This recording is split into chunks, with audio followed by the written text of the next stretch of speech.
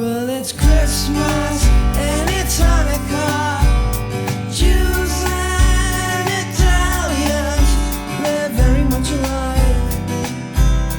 I like Italian food.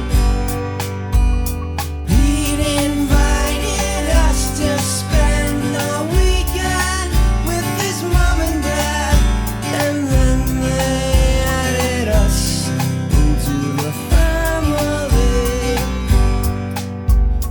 Pete's dad don't have cancer anymore.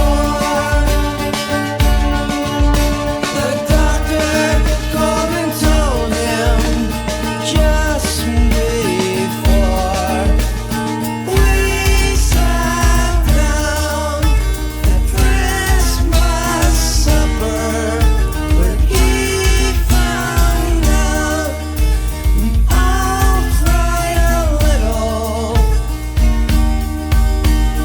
After supper, we all gather round Pete's dad. He plays guitar and sings serenades from back in Sicily.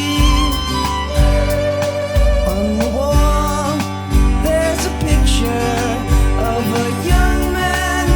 He looks like Peter does before he goes out on Saturday. Pete's dad don't have cancer